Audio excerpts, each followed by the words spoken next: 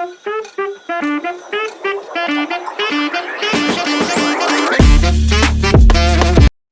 Krishna, welcome to channel the way of law. तो आज हम लोग यूजीसी नेट लॉ दिसंबर 2025 का क्वेश्चन सॉल्व करने वाले हैं।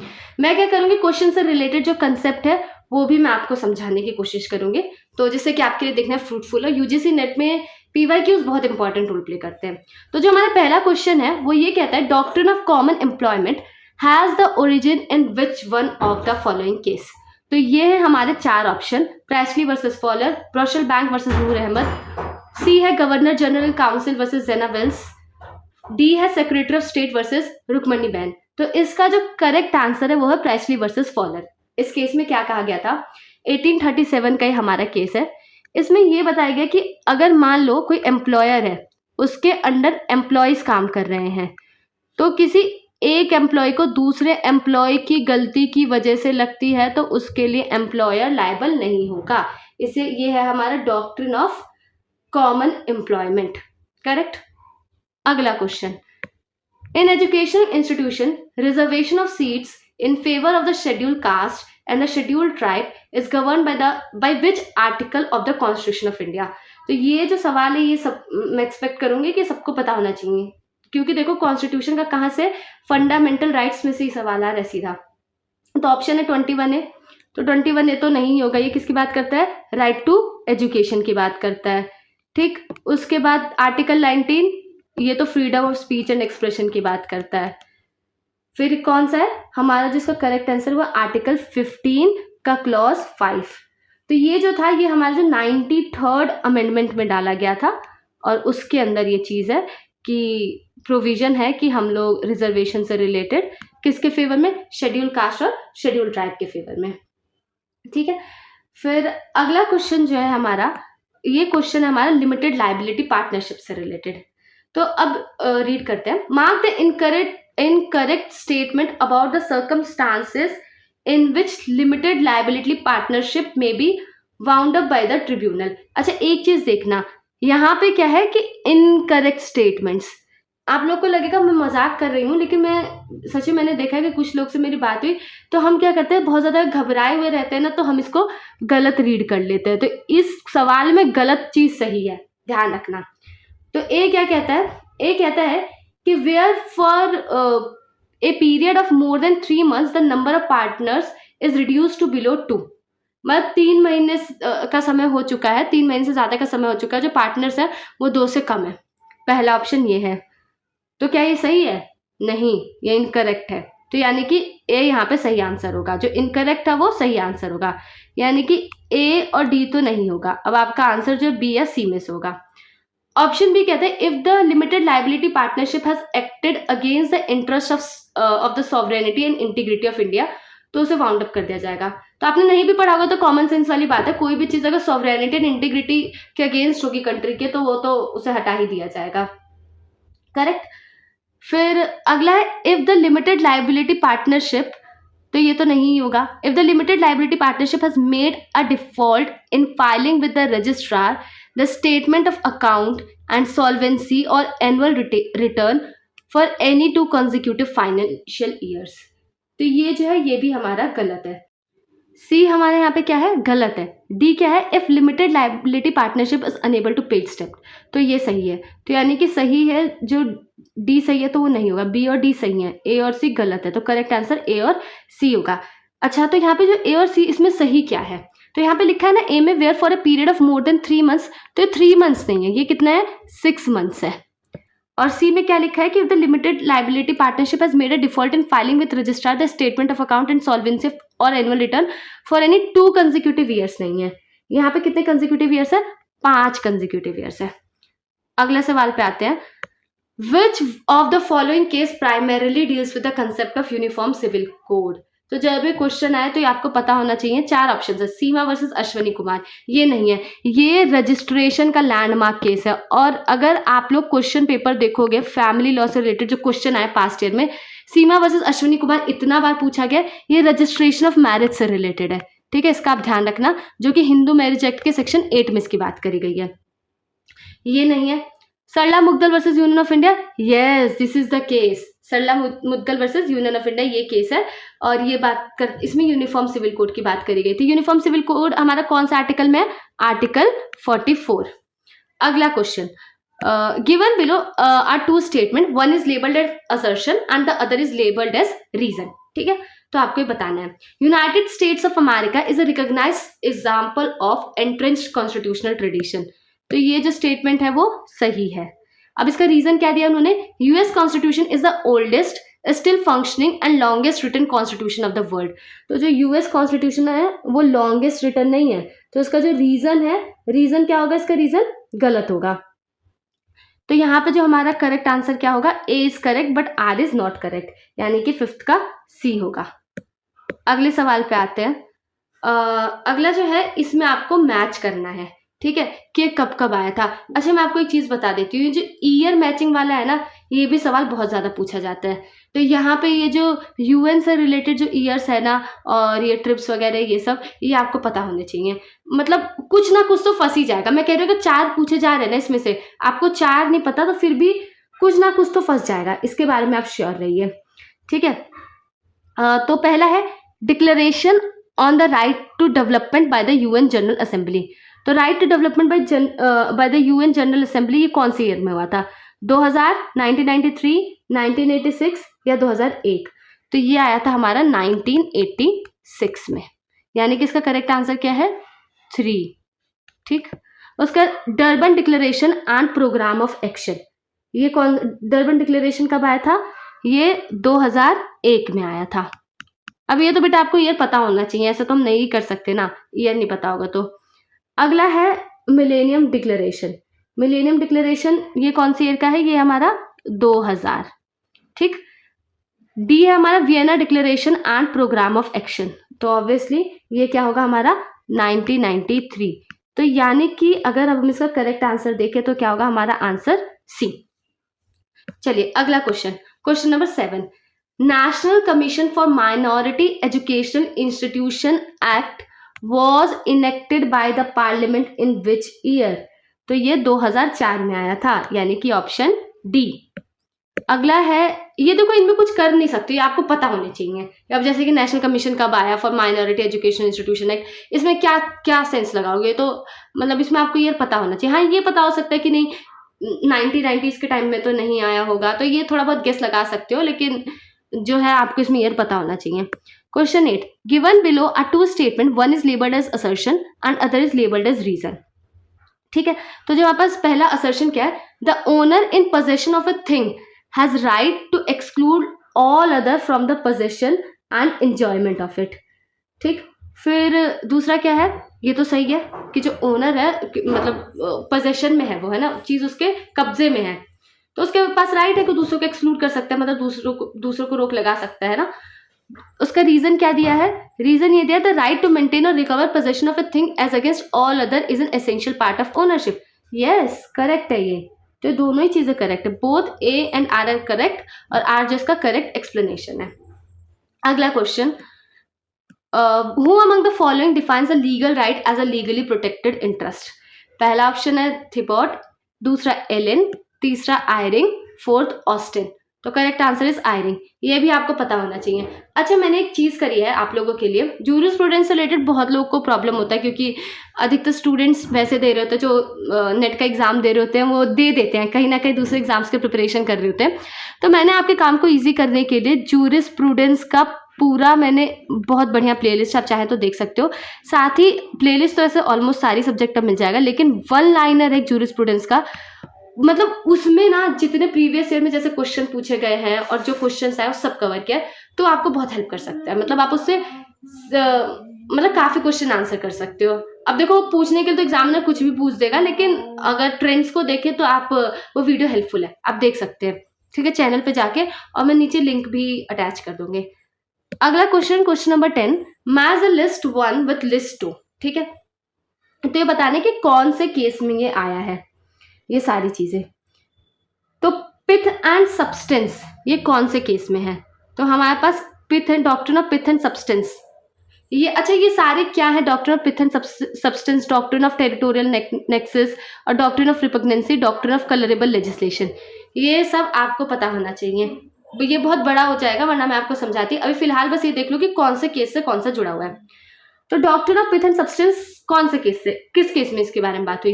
KCG Narayan Deo versus state of Orissa, M Karunanidhi versus union of India, या PK Mukherjee versus bank of Khulna, fourth है Wallis versus income tax commissioner. तो इसका जो आंसर है PK Mukherjee versus bank of Khulna, correct. चलिए, डॉक्ट्रिन ऑफ टेरिटोरियल नेक्सस, ये कहाँ पे बात करी गई थी? Wallis versus income tax commissioner. Doctrine of repugnancy, ये बात करी गई थी M Karunanidhi versus union of India. और उसका डॉक्ट्रिन ऑफ कलरेबल लेजिस्लेशन कहाँ पे बात करी गई थी? KCJ Narayan Deo versus state of Orissa, यानी कि 3, 4, 2, 1। So our correct answer will be option number C. ठीक है, अगला question, which of the following are true with respect to the decision in state of Maharashtra versus Praful B Desai 2003। अब देखो, जब ऐसे क्वेश्चन आते हैं ना, इसमें आपको, अब ऐसा नहीं है कि आपने केस नहीं पढ़ा तो आप क्वेश्चन नहीं आंसर कर पाओगे। देखो, केस जानना इंपॉर्टेंट होता है, लेकिन कुछ कुछ चीजें ऐसी होती है ना, अगर आपको लॉ का थोड़ा नॉलेज है तो जो ऑप्शन होगा आप ये, मतलब आप ये गेस कर सकते हो कि कोर्ट ने ये तो नहीं बोला होगा। मेजॉरिटी क्वेश्चंस में ऐसा हो जाता है, जरूरी नहीं है हर क्वेश्चन में हो, लेकिन इस तरीके क्वेश्चन आए तो मैंने बताया हर क्वेश्चन अलग होता है, लेकिन आप एक बार ऑप्शन पढ़ोगे ना तो आपको खुद पता चल जाएगा कि क्या बोला होगा क्या नहीं। चलिए, तो यहाँ पे जो ए है वो किसकी बात करता है? The law must adopt to the change in society and should accept the new technology. ठीक, दूसरा क्या बोलता है? अभी जैसे एक बार रीड करो। दूसरा कहता है evidence in a criminal trial can be both oral and documentary and electronic record including video conferencing. ठीक है, और सी क्या कहता है? Video conferencing does not constitute evidence as defined in section 3 of Indian evidence act. D क्या कहता है? Presence under section 273 CRPC cannot include presence through video conferencing. तो जो है इसका करेक्ट आंसर क्या है? ए और बी जो है सही है। ठीक है, तो मतलब आप समझ गए ना क्वेश्चंस को कैसे आंसर करना है, जस्ट मैं आपको एक टेक्निक बता रही थी। तो ये दो चीजें बोली थी, सी और डी नहीं बोला था। अगला question, Which of the following case illustrates a patent bargain metaphor which is an application of social contract theory? ठीक है, तो यहाँ पे कौन सा केस इसके बारे में बात करता है? तो पहला ऑप्शन है universal oil products versus globe oil refining company, B है Georgia versus public resource ORG INC, C है Fogerty versus fantasy INC, D है fourth state public benefit corporation versus wallstreet.com। तो यहाँ पे जो करेक्ट आंसर है वो है हमारा universal oil product versus globe oil and refining company. तो पेटेंट बार्गेन मेटाफर क्या कहते हैं, शॉर्ट में बोलूँ तो ये होता है कि जो पब्लिक है इन्वेंटर को मोनोपोली देगी, लेकिन किसके एक्सचेंज में? अगर वो लोग पब्लिकली डिस्क्लोज करते हैं तो। अगला question, which of the following statement is correct? ठीक है, तो ए क्या बोलता है? The idea of 3 branches of the government was advocated by Montesquieu. तो ये जो है ये हमारा आंसर सही है। ये जो 3, अगर आप लोगों ने पढ़ा होगा जो एडमिनिस्ट्रेटिव लॉ, जूरिस्प्रूडेंस है ना, तो वहाँ पे 3 ब्रांचेस ऑफ गवर्नमेंट की बात जो करी गई थी मोंटेस्क्यू ने किया था। This correct statement. आप पढ़ेंगे ना एडमिनिस्ट्रेटिव लॉ, वहाँ पे सेपरेशन ऑफ ए पावर और ये सब पढ़ोगे तो आपको पता चलेगा, तो इंपॉर्टेंट है वो। फिर बी क्या है? The US supreme court decided the case of Marbury versus medicine in the year 1803। ये भी सही है। आप ध्यान रखना कि मार्बरी वर्सेज मेडिसिन का ईयर याद कर लेना, क्योंकि एक बार क्रोनोलॉजी पूछी गई थी। ठीक, तो ये भी, इसके क्वेश्चंस भी इंपॉर्टेंट, आप समझ रहे हो। अगला है हमारे पास article 3 of the US constitution is identified with the independence of judiciary. Correct, ये भी सही है। फिर अगला है जो 9th amendment to the US constitution provides prohibition against cruel and unusual punishment. तो ये जो है ये हमारा गलत है। ये किसके बारे में बात करता है? ये अनइनमरेटेड राइट्स के बारे में बात करता है। ठीक, ई क्या कह रहा था? 8th amendment to the US constitution provides for right retained by the people. तो ये भी गलत है। जितना मुझे याद है 8th अमेंडमेंट जो है क्रूअल पनिशमेंट के बारे में बात करता है। आप एक बार ये चेक कर सकते हैं। ठीक है, तो सी इज द करेक्ट आंसर। ये 3 तो सही है और ऑप्शन में ये 3 हमें दिख भी रहे हैं। अगला क्वेश्चन है arrange the following grounds of divorce in the order of the appearance under section 13(1) of the Hindu marriage act. अब देखो एक कोड है हिंदू मैरिज एक्ट का, आई होप आप सबको पता होगा, ACDC। AC किसकी बात करता है? अडल्ट्री। C किसकी बात करता है? क्रूएलिटी। ACDC करेक्ट होगा, है ना, अगर आप लोगों ने पढ़ा होगा तो। जैसे मैं 12th में I was a science student, कईयों का साइंस बैकग्राउंड भी होगा। तो ACDC अल्टरनेट करंट और डायरेक्ट करंट होता है ना। तो ये अडल्ट्री हो गया, क्रूएलिटी हो गया, डिजर्शन हो गया, है ना, फिर कन्वर्जन हो गया। तो ये ऑर्डर है एक। तो इसमें देखो अडल्ट्री तो नहीं दिया, क्रूएलिटी दिया हुआ है, इनके सबसे पहले क्या होगा? क्रूएलिटी। अब मैं आपको एक बात बताऊं क्या, यहीं पे आपको पता चल गया कि पहला ही ऑप्शन है। फिर दूसरे पे क्या है? क्रूएलिटी के बाद क्या क्या है आपका? कहीं पे डिजर्शन है? नहीं, डिजर्शन कहीं पे भी नहीं है। कन्वर्जन है, तो उसके बाद क्या हो जाएगा? B हो जाएगा। ठीक, उसके बाद हमारा क्या है? Suffering from venereal disease in a communicable form, ये हमारा थर्ड ऑप्शन है। उसके बाद क्या है कि renounce the world by entering any religious order, और लास्टली ये है कि 7 साल के लिए ही has not been heard alive. तो this is the correct order, है ना। ये वाला क्वेश्चन बहुत बार पूछा जाता है। अगर आपको यहाँ से भी नहीं पता, मैं कहूँगी वीडियो पॉज करो और जो सेक्शन 13(1) है आप एक बार देख लीजिए, जो डिवोर्स वाले सेक्शन है, और जो वुमेन है उसको क्या, मतलब जो वाइफ है उसको क्या ग्राउंड्स ऑफ डिवोर्स अवेलेबल है ना। और ये जो भी ग्राउंड्स हैं आप पढ़ लीजिए। फिर जो डिवोर्स की जो थ्योरी है, फॉल्ट थ्योरी, इसको देख लीजिए, क्योंकि इस पर मैंने सवाल बहुत देखे हैं, है ना। जब क्वेश्चन पूछा जाता है हिंदू मैरिज एक्ट से, तो डिवोर्स उन लोगों का मुझे लगता है फेवरेट टॉपिक है, पिछले साल के पेपर देख के मुझे लगता है। Question 15, given below are 2 statement, one is labelled as assertion and other is labelled as reason. तो असर्शन क्या कहते हैं? In England due to historical reasons British parliament is a judicial as well as legislative body. तो ये बात सही है कि British parliament judicial as well as legislative body है, करेक्ट। रीजन क्या दिया है कि कोई there is no written constitution to limit the authority of the parliament in Britain, this is also correct. तो यहाँ पे क्या होगा? हमारे दोनों ही सही हैं, तो option A. Question number 16, given below are 2 statement, one is labelled as reason और अगला एक असर्शन एक रीजन है, ठीक है। तो असर्शन क्या कहता है? Article 30 of the constitution of India confers a right on all minorities to establish and administer education institution. हाँ, ये बात सही है। द राइट रीजन क्या है? The right to establish and administer education institution by the minorities is based solely on religion. नहीं, ये तो नहीं है। लिंग्विस्टिक भी होता है ना, लैंग्वेज के बेसिस पे भी तो होता है, तो ये गलत होगा ना। तो सिर्फ ए करेक्ट है, आर नहीं करेक्ट। तो इसका ऑप्शन क्या आएगा? क्वेश्चन 17 कहता है इनको अरेंज करना है क्रोनोलॉजी में।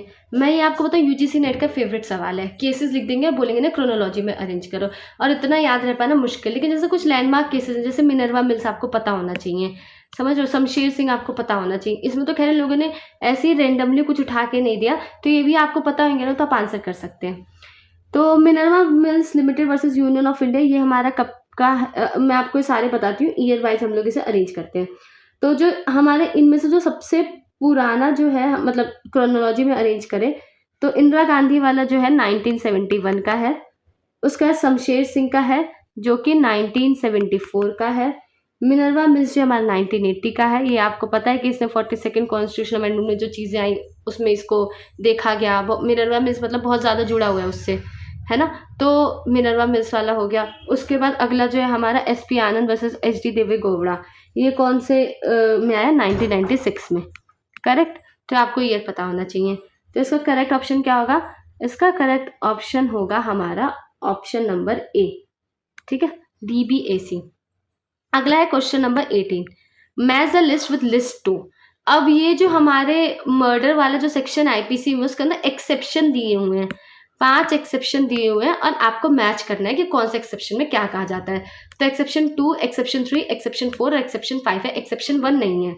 एक्सेप्शन 1 किसकी बात करता है? Grave and sudden provocation. ये भी सवाल मैंने देखा और बार भी पूछा गया, पहली बार मैं इसे नहीं देख रही हूँ, ये और बार भी पूछा गया। तो सबसे पहले क्या है? Grave and sudden provocation. Exception 2 किसकी बात करता है? एक्ट ऑफ पब्लिक सर्वेंट, ठीक है, एक्ट ऑफ पब्लिक सर्वेंट की बात करता है। और एक्सेप्शन 3 किसकी बात करता है? प्राइवेट डिफेंस की बात करता है। एक्सेप्शन 4 किसकी बात करता है? सडन फाइट की बात करता है। एक्सेप्शन 5 किसकी बात करता है? डेथ बाय कंसेंट की बात करता है। तो इसका करेक्ट आंसर क्या होगा? इसका हमारा करेक्ट आंसर होगा ऑप्शन नंबर बी। सॉरी, मैंने गलती से कह दिया बी। इसका करेक्ट आंसर हमारा ए होगा, 1 2 3 4 ना। I am so sorry. ठीक है, थोड़ी बहुत ऐसे गलती होगी तो आप देख लीजिएगा और करेक्ट कर देना। ठीक है, अगला क्वेश्चन है 19। Arrange the following provision from the information technology act 2000 in the ascending order of their appearance in the act. तो पहला है validity of a contract form through electronic means. दूसरा है use of electronic record and electronic signature in government and its agencies. C है retention of electronic records. D है publication of rules regulation etcetera in electronic gadget. तो जब ये question आता है तो कई लोग क्या करते हैं कि देखते हैं कि ये जो चारों चीज़ें दी गई हैं, अगर हम प्रोसीजर वाइज देखें तो क्या चीज़ पहले आएगी। तो वैसे सब एक गेस लेने की कोशिश करते हैं, है ना। तो इसका जो ऐसे करेक्ट ऑर्डर है वो BCDA है ना। तो ये तो डायरेक्ट इंडेक्स बेस्ड है, तो वो तो आपको पता ही होना चाहिए। तो इसका जो हमारा सही जवाब आएगा वो आएगा हमारा ऑप्शन नंबर सी। चलिए आगे चलते हैं। Question number 20। Which of the following case decided by the Supreme Court of India primarily deals with the maintenance to be paid in cases of live in relationship. ठीक है, तो ये जो है हमारा और 4 ऑप्शंस है। लता कामत वर्सेस विलास, बी है वीना रानी वर्सेस रमेश कुमार, सी है पुष्पा देवी वर्सेस राधेश्याम, डी है Chandmuniya versus Virendra Kumar Singh Kushwaha. So yes, ये इसके लिए इस रिगार्ड में इंपॉर्टेंट केस है, लिव इन रिलेशनशिप के रिगार्ड में। ठीक है, और 2011 का है ये, if I am not wrong. अगला है match the list 1 with list 2। ठीक है, तो यहाँ पे इन लोगों ने क्या क्या लिखा हुआ है। एग्जीक्यूटिव लेजिस्लेशन क्या होता है, एग्जीक्यूटिव लेजिस्लेशन में क्या क्या ऑप्शंस है। अपॉइंटमेंट एंड रिमूवल ऑफ जजेस, नहीं, ये तो एग्जीक्यूटिव लेजिस्लेशन नहीं है। Administrative adjudication, no. Parliamentary form of government, no. Ordinance, yes. तो कितना इजी सवाल है। ऑर्डिनेंस कौन सा आर्टिकल में है, ये आप लोग को आर्टिकल आना चाहिए, आर्टिकल 123। कलेक्टिव रिस्पॉन्सिबिलिटी हमारी कहाँ पे है, पार्लियामेंट्री फॉर्म ऑफ गवर्नमेंट। तो 3। Quasi judicial function, quasi judicial function क्या हो गया हमारा, administrative adjudication. Independence of judiciary क्या हो गया, अपॉइंटमेंट एंड रिमूवल ऑफ जजेस। तो 1, यानी कि 4, 3, 2, 1। So this is option number D. अब जब आप क्वेश्चन सॉल्व करते हैं, मैं एक और आपको टिप देती हूँ। जैसे आपने देखा कि पहले वाले के आपको पता चल गया एग्जीक्यूटिव लेजिस्लेशन ऑर्डिनेंस है, तो आप इजीली जो है मार्क कर सकते हो, कोई इशू नहीं होगा उसमें आपको। ठीक है, अगला question number 22। Under which doctrine a person is liable if he intended to kill X but kills Z whose death he neither intended nor knows to be likely to cause. तो ये तो बहुत ही मतलब समझ लो ना, माना किसी और को चाह था लेकिन मर कोई और गया। तो ये कहाँ पे कहा जा रहा है। डॉक्ट्रिन ऑफ रेस जुडिकेटा, नहीं, ये तो CPC का है। डॉक्ट्रिन ऑफ मेंसरिया, नहीं। Doctrine of transfer of malice, yes, ये डॉक्ट्रिन है। ठीक है, अगला है हमारा question number 23। Which of the following statement are correct about e rickshaw and e cart as per the motor vehicles act 1988।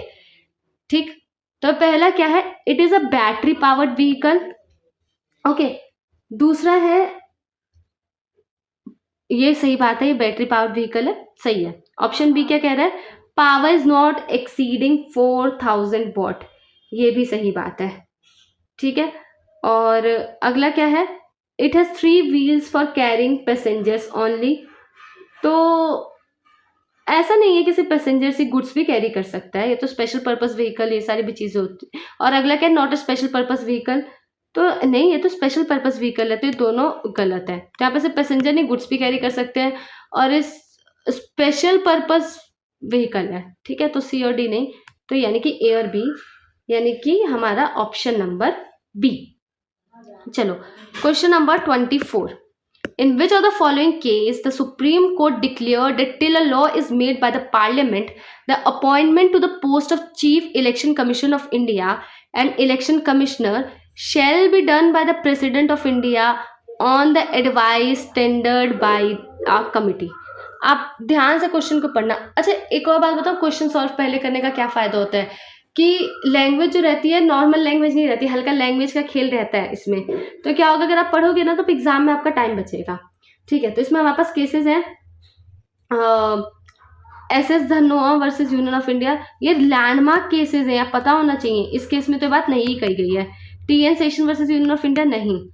C Anoop Barnwal versus union of India, yes, तो ये अनूप बर्नवाल के केस में कहा गया है। तो इसका क्या आंसर है हमारा ऑप्शन नंबर सी। चलो question 25, which of the following cases deal with the interpretation of personal liberty under article 21 of the constitution of India. ठीक है, तो ये कौन से उसमें है? तो जो हमारा सबसे पहले है Kharak Singh versus state of Uttar Pradesh, B है Mohini Jain versus state of Karnataka, ठीक। फिर अगला है हमारे पास C Maneka Gandhi versus union of India, D है ए के गोपालन वर्सेस यूनियन ऑफ इंडिया। अब जो मोहिनी जैन वाला केस है ये हमारा राइट टू एजुकेशन से रिलेटेड है, आर्टिकल 21A से रिलेटेड एक केस है, राइट टू एजुकेशन वाली चीज है ये, ठीक है। तो ये तो बी तो हो ही नहीं सकता। तो जहां जहां बी आपको दिख रहा है, मैं कह रही हूँ अगर आपको तीनों नहीं पता, जहां जहां आपको बी दिख रहा है वो चला जाएगा। और एक और चीज है, सी तो पक्के से, मेनका गांधी बहुत मतलब ऑल्दो तीनों ही चारों ही लैंडमार्क है, लेकिन मोहिनी जैन तो नहीं है। अगर आपको इसमें से एक भी केस का कारण पता है ना, आप आंसर कर सकते हो। तो बी बस एक ही ऑप्शन है जहां पे नहीं है, ए सी डी, यानी कि खड़क Singh versus state of Uttar प्रदेश भी होगा, मेनका गांधी भी होगा, और ए के गोपालन वर्सेस यूनियन ऑफ इंडिया भी होगा, ठीक। Question number 26, which of the following right is not available under the Sale of Goods Act 1930 to the unpaid seller, notwithstanding the property in the goods may have passed to the buyer? ठीक, तो क्या क्या rights हैं वो पढ़ते हैं। A lien on the goods for the price while he is in possession of them. दूसरा क्या है, in case of insolvency of the buyer, a right of stopping the goods in transit after he has parted with the possession of them. सी है a right of resale as limited by the act. फिर D है a right of withholding delivery. तो इसमें से पूछा गया है कि कौन सा, क्वेश्चन पढ़ो, which of the following right is not available under the Sale of Goods Act 1930 to unpaid seller. तो कौन सा राइट नहीं अवेलेबल है? तो ये जो हमारा इसका सही आंसर होगा ऑप्शन नंबर डी। सेक्शन 47 पढ़ोगे सेल ऑफ गुड्स एक्ट का, तो वहाँ पे लिखा है कि ये अनपेड सेलर का राइट सिर्फ और सिर्फ तभी अवेलेबल है जब प्रॉपर्टी बायर के पास नहीं गई है। जब प्रॉपर्टी बायर के पास गई है तब तो कोई सवाल ही नहीं बनता ना, ठीक। और बाकी जो तीन राइट है, लियन वाला, ट्रांजिट में रोक देने वाला राइट है ना, लियन या ट्रांजिट में रोक देने वाला राइट, या फिर रीसेल का, ये तब भी अवेलेबल है जब हमारी प्रॉपर्टी हमने बायर को दे दी है। लेकिन अगर एक बारी दे दी है तो ये राइट तो नहीं अवेलेबल। ये थोड़ा कॉमन सेंस वाला भी क्वेश्चन है, मतलब अगर आप थोड़ा ठीक से पढ़ोगे ना तो आप आंसर कर सकते हो। अगला है question number 27, in which of the following case the Supreme Court of India directed the courts and tribunals to ensure that all uploaded judgments and orders are signed using digital signature and not as a scanned copies of printed version, ठीक। तो पहला case है हमारा Amina Begum versus state of Telangana, DK Basu versus state of West Bengal, C है state bank of India versus Ajay Kumar, और last है Virbhadra Singh versus enforcement directorate. तो इसमें देखो तीन इन लोगों ने लैंडमार्क केसेस दे दिए, तो इंसान जो है वो कंफ्यूज हो सकता, मतलब लैंडमार्क तीन लोगों ने क्या किया, रीसेंट केसेस दे दिया, एक लैंडमार्क केस दिया और तीन इन लोगों ने रीसेंट दिया। तो ये तो आप इजीली एलिमिनेट कर लोगे, डीके वसु से तो इससे कोई कनेक्शन ही नहीं है। अब बाकी इन्होंने रीसेंट दे दिया तो आप लोग कंफ्यूज हो सकते हो, है ना। बट इसका जो करेक्ट आंसर है वो क्या है, state bank of India versus Ajay Kumar 2021 वाला, ऑप्शन नंबर सी, ठीक। Question number 28, who among the following are included in the definition of manufacturer in the consumer protection act, ठीक है। मैन्युफैक्चरर की डेफिनेशन में कौन कौन आएगा? तो पहला है मेकर ऑफ ए गुड्स और पार्ट्स, ये तो डेफिनेटली आएगा। वन हु असेंबल गुड्स और पार्ट्स, हाँ ये भी आएगा। फिर सी क्या कहता है, who puts his own mark on goods made by others, हाँ ये भी आएगा, है ना। अगर इसके बारे में, चलो इसके बारे में डाउटफुल हो तो इसको छोड़ो, मान लो कोई डाउटफुल है, दो तो क्लियर है, डी वाला पढ़ो। वन हु सेल्स गुड, वो तो मैन्युफैक्चर डेफिनेटली नहीं होगा, तो जहां पे डी होगा वो तो अपने आप हट जाएगा, तीन ऑप्शन हट गए आपके, क्या बचा बस ए, तो ये तो होगा, समझ गए। चलो अगले क्वेश्चन पे आते हैं। Certain principles to distinguish obligatory from recommendatory injunction can be found in which of the following ancient text? तो ये तो आपको पढ़ा होना चाहिए, ठीक है। तो इसका जो करेक्ट आंसर है मीमांसा है, इसका करेक्ट आंसर, ठीक है, मीमांसा। ये बेसिकली इंटरप्रिटेशन और इन सब से डील करता है ना। अगला है हमारा question number 30, arrange the following in order in which they appear in the preamble of the Indian constitution. Preamble तो देखो याद ही होना चाहिए। तो इक्वालिटी, जस्टिस, लिबर्टी, फ्रेटर्निटी, तो इसका क्या करेक्ट ऑर्डर होगा? इसका करेक्ट ऑर्डर होगा हमारा BCAD। ठीक, जस्टिस, लिबर्टी, इक्वालिटी और लास्ट में हमारा आएगा फ्रेटर्निटी। ठीक है, अगला। अच्छा देखो, जब हम क्वेश्चन सॉल्व कराते हैं तो कभी कभी क्या होता है कि थोड़ा बहुत हमसे भी इधर उधर हो जाता है, मतलब मे भी हम ऑप्शन गलत देख लेते हैं या वर्ड्स इधर उधर हो जाते हैं, तो देयर इज नो इश्यू, है ना। आप लोग क्या कहते हैं कि नीचे करेक्ट भी कर सकते हो, ऐसा कोई वो नहीं है ना। बाकी कंसेप्ट तो सही बताने की कोशिश होती है। अगला, which of the following statement are correct? Holland remark that international law is the vanishing point of jurisprudence. हाँ, यहाँ पे क्या है कि आपको क्या बताना है, ये सही स्टेटमेंट है। हॉलैंड ने बात बोली थी कि जो इंटरनेशनल लॉ है वैनिशिंग पॉइंट ऑफ जूरिस्प्रूडेंस है। ओके, फिर हमारा उसके बाद क्या कहते हैं कि ऑप्शन बी है। देखो, जूरिस्प्रूडेंस की चीजें ना आपको पता ही होनी चाहिए तो ही आंसर कर पाओगे।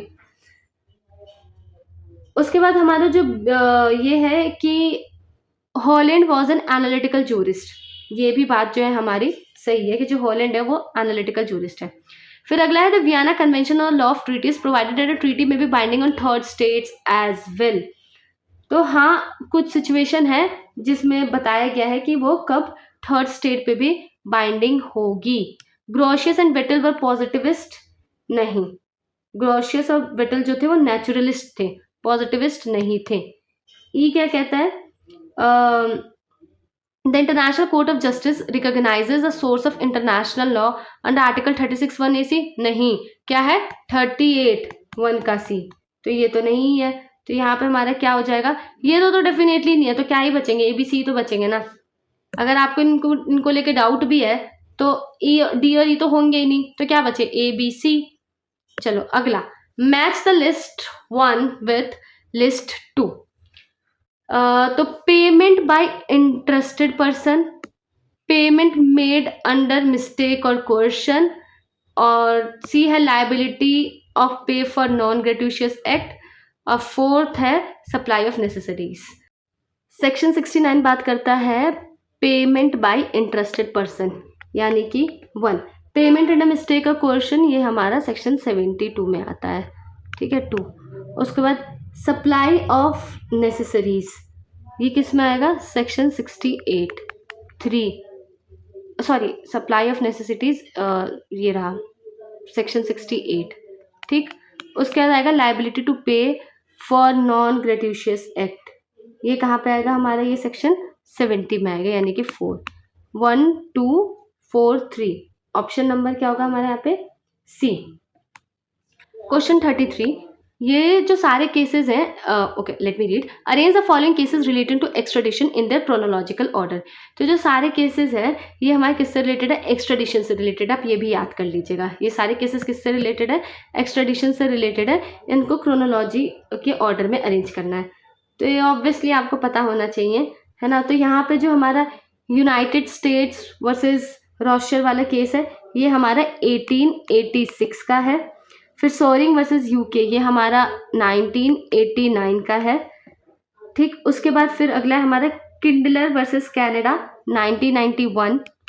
ये सब ईयर देखो याद हो पाना भी हमेशा पॉसिबल नहीं रहता है, तो इस इस क्वेश्चन के पीछे बहुत ज़्यादा दिमाग खराब करने की ज़रूरत नहीं है। फिर चिटेट वर्सेस कनाडा 1994, नहीं भी ये याद होता कोई बात नहीं, इतना किसको याद हो पाएगा। ठीक है, अरे क्वेश्चन एक ही दो, ऐसे क्वेश्चन एक ही दो बनते हैं और पूरा सही किसी का भी नहीं होता। दया सिंह वाला 2005। ठीक, तो अब जो है इसका करेक्ट ऑर्डर क्या होगा? इसका करेक्ट जो है क्रोनोलॉजी आप लोग देख लेना। इसका वैसे जो है सी पहले है, तो इसका आंसर आएगा हमारा ए। ठीक है, अगला, national green tribunal act came into force on which date?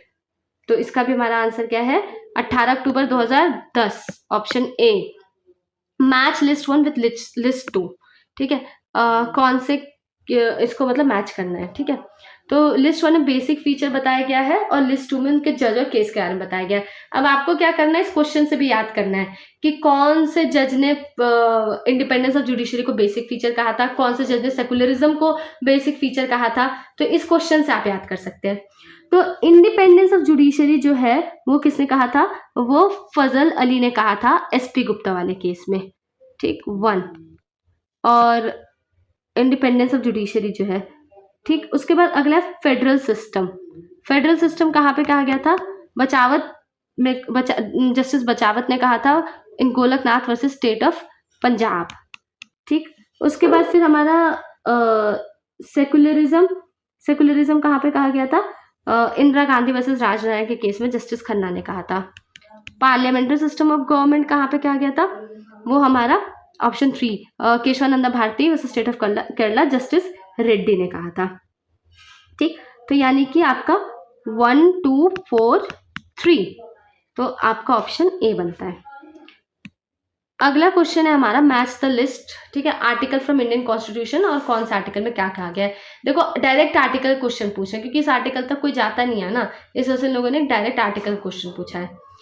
तो ये हमारे इलेक्शन से रिलेटेड प्रोविजंस है, आर्टिकल 325, 326, 327 और 329।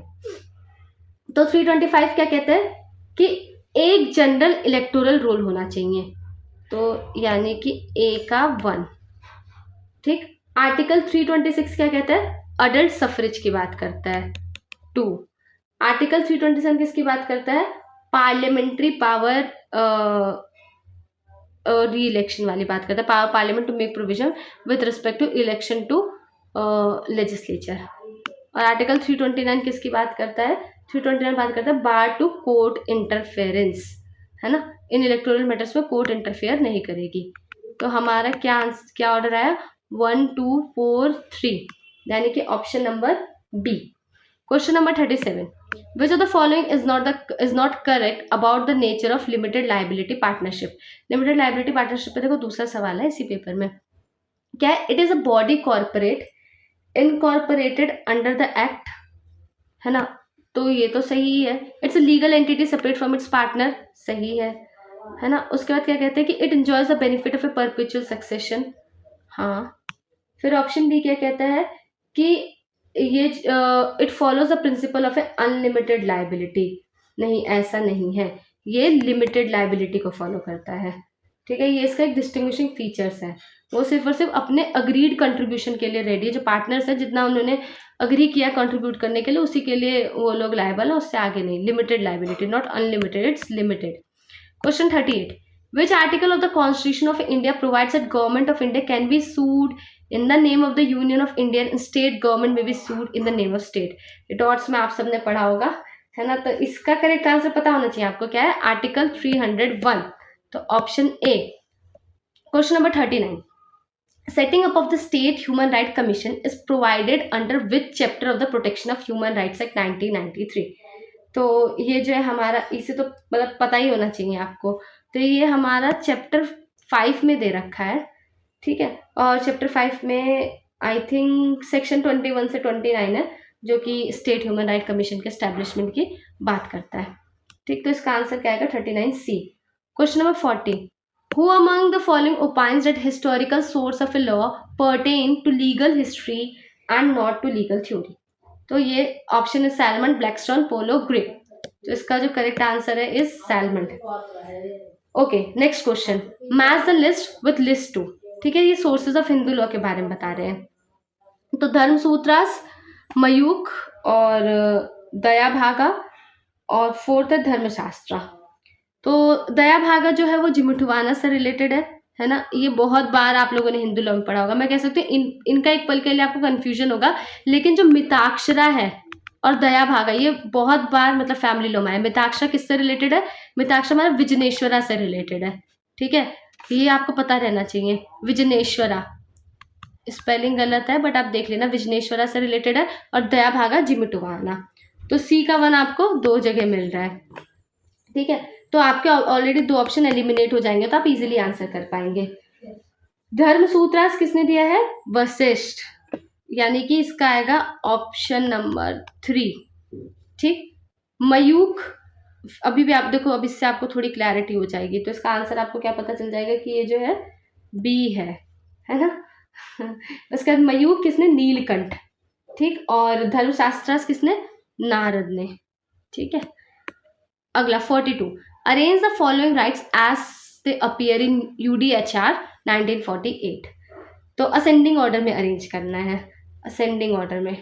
असेंडिंग ऑर्डर पता है ना, और डिसेंडिंग ऑर्डर, असेंडिंग माने छोटे से बड़ा, डिसेंडिंग माने बड़े से छोटा।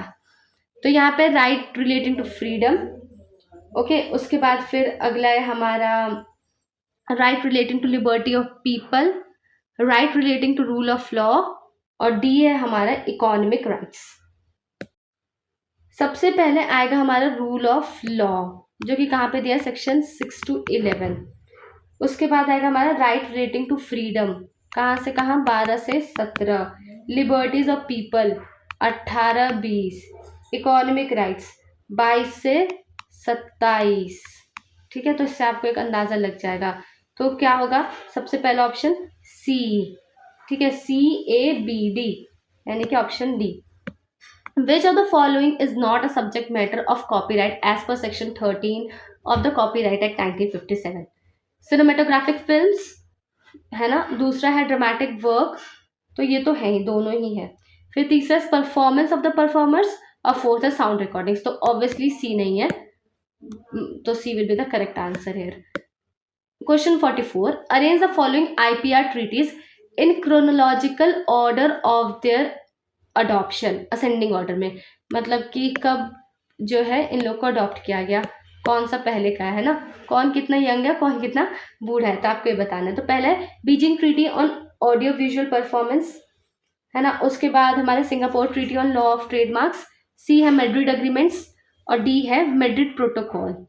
तो यहाँ पे जो मैड्रिड अग्रीमेंट मार्क है वो आया है हमारा 1891 में। ये ईयर तो को पता ही होने चाहिए, वरना आंसर नहीं हो पाएगा। मैड्रिड प्रोटोकॉल हमारा कब आया है, 1989।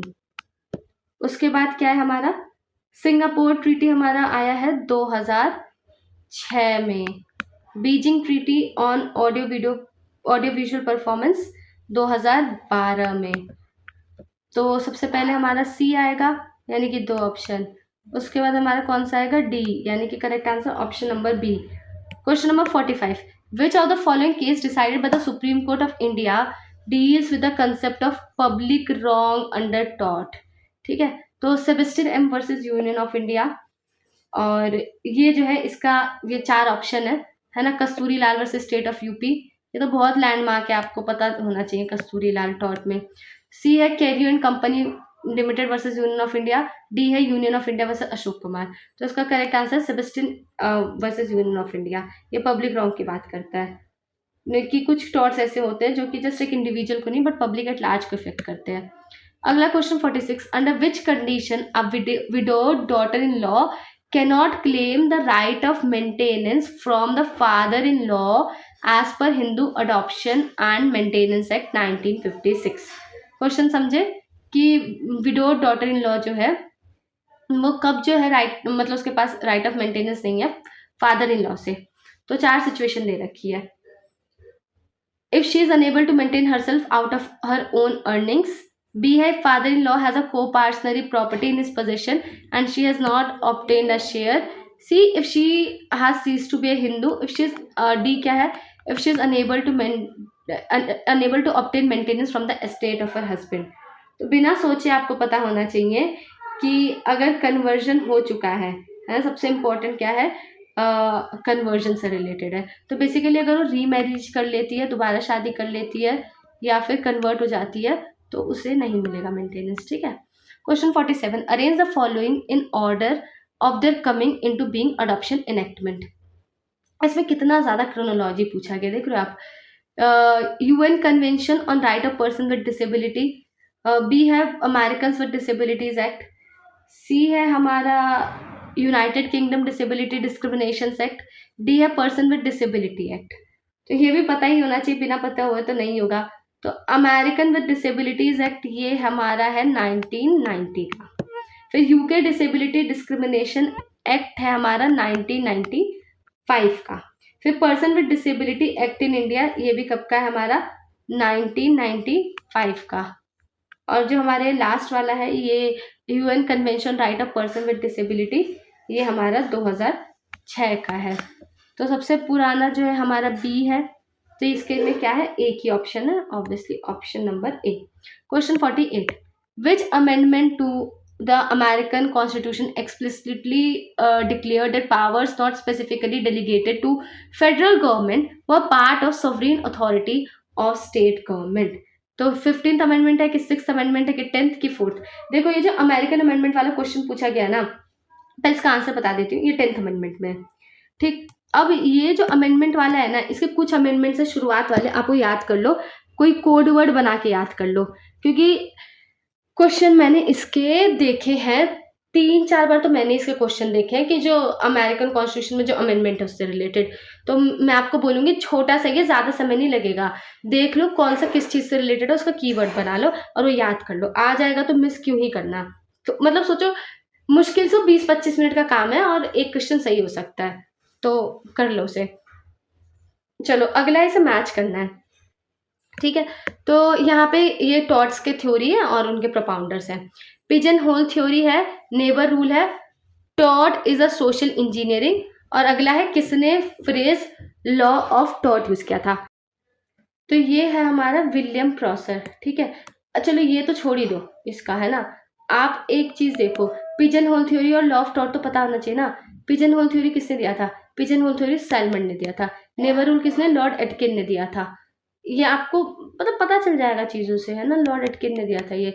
और फ्रेज किसने यूज़ किया, law of taught, law of taught हमारा यूज़ किया था विनफील्ड ने, है ना, यानी कि 2। तो क्या है 4 3 1 2। एक पल के लिए सोशल इंजीनियरिंग अचानक से आया ना, तो मुझे सोशोलॉजिकल स्कूल ऑफ जूरिस्प्रूडेंस याद आया। याद है आप लोग को, चलो मैं बता देती हूँ। सोशल इंजीनियरिंग जो है जूरिस्प्रूडेंस में भी है ना। और जूरिस्प्रूडेंस में जो है उसमें रॉस्को पाउंड ने ये कंसेप्ट दिया है ना, मुझे भी याद आया, सोशल इंजीनियरिंग आपने पढ़ा होगा। तो question number 50, given below are 2 statement, one is labelled as assertion और दूसरा रीजन है। A waqf under Muslim law is essentially a religious and pious obligation. हाँ सही है। अगला है कि provision is sometime made in a work for charities and for the benefit of one self, one's children and descendants. ये भी सही है, बट इसका कोई रीजन नहीं है, तो आई थिंक इसका ऑप्शन क्या होना चाहिए, इसका ऑप्शन बी होना चाहिए। अगला क्वेश्चन 51, जो कि बोलता है which statement are incorrect with respect to Indian patent act 1970। ठीक है, तो यहाँ पे सबसे पहला है invention relating to atomic energy are not patentable. ठीक है, हमें इनकरेक्ट पूछा गया है, तो हाँ ये तो सही है, तो ये तो नहीं होगा answer. Originality and novelty are prerequisites for patentability. Originality थोड़ी है, ये तो हमारा कॉपीराइट से रिलेटेड है ना। नोवेलिटी एंड इन्वेंटिव ये जो है हमारा पेटेंटेबिलिटी से रिलेटेड है, तो ये गलत है, यानी कि ये करेक्ट ऑप्शन होगा। तो जिसमें बी है वही होंगे, तो 2 ऑप्शन बचते हैं आपके पास, और ये आपको पता है सही है। सी किसकी बात करता है, IPAB deals with all types of IPR disputes currently in India. ये तो अबॉलिश हो चुका है। ये patent is valid for 20 years, ये तो सबको पता होना चाहिए, तो ये तो सही ही है। तो देखो अगर आपको ये पता हो ना कि डी नहीं होगा, तो ऐसे ही आप 2 ऑप्शन एलिमिनेट कर लोगे, बात को समझे। तो इसका करेक्ट आंसर बी और सी जो है ये गलत है, यानी कि ऑप्शन डी होगा इसका करेक्ट आंसर। चलो अब यहाँ पे under clause 3A of article 13 of the constitution of India law includes, तो ये आप ऑप्शन ए बोलता है rules, regulations, bye law, order, notification, custom और यूसेज। ठीक, उसके बाद ये क्या बोलता है, act, ordinance, order, bye law, rules, regulation, notification, custom और यूसेज। सी कहते हैं ordinance, order, rule, regulation, notification, custom और यूसेज। तो ये तीनों तो नहीं ही है, ठीक है। जिसका लास्ट है वो क्या कहते हैं, law include ordinance, order, by law, rule, regulation, notification, custom और यूसेज। ठीक है, एक्ट नहीं है इस डेफिनेशन में, आप इस बात का ध्यान रखना, ठीक है। तो ये जो है हमारा करेक्ट आंसर है। हम अक्सर कंफ्यूज हो जाते हैं क्योंकि एक्ट भी लॉ से रिलेटेड है, पर आप ध्यान रखना कि इसमें इस डेफिनेशन में एक्ट नहीं आता है। क्वेश्चन 53, तो करेक्ट आंसर 52 का डी होगा।